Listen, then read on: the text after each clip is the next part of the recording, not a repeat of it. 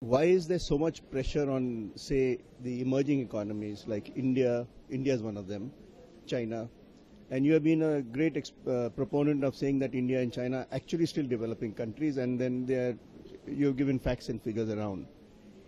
Is it because there's pressure also from, say, the least developing countries and from the island states who are aligning with the West because of the adaptation fund and things like that? I mean, we want to get a sense of some of that. I think there's a lot of confusion as to which country is is a major economy or a major emitter.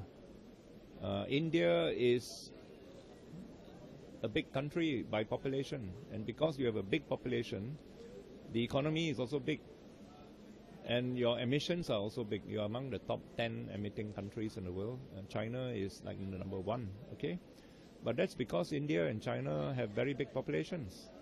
So naturally, if you add up the emissions of 1.2 billion people, then it's a lot. But if you look at the emissions of each person, on average, it's very small.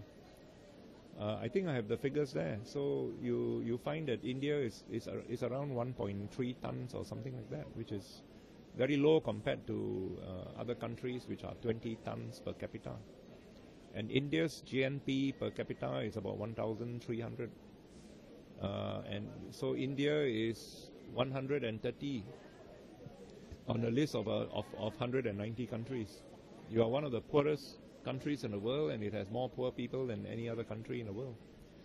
So on objective grounds, India is a very vulnerable country from a social point of view and also from a climate point of view.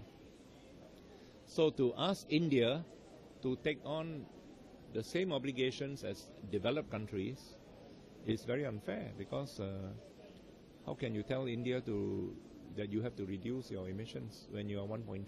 The United States is 20. So both of you have to reduce by 10%. So it's not fair to say that if somebody is very, very rich and then you want to tax that person, you have to tax that rich person the same way you tax a poor person who hardly has a job. I don't think that is very fair, you know. So in income tax, we tax the rich, and if you are very poor, you don't have to pay any taxes. So here there is a confusion between the big population of India and the fact that you are or not no longer a developing country. I think India is very much a developing country, and it's a low-income developing country, I'm sorry to say. So you should not have to take on the same obligations as the developed countries. So I think this is where the confusion is. And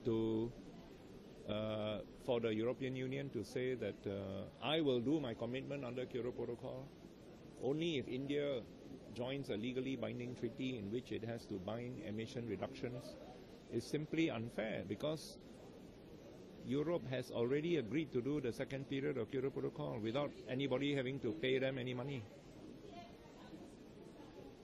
without anybody having to pay any price. So if you agreed to do something, now you're saying you must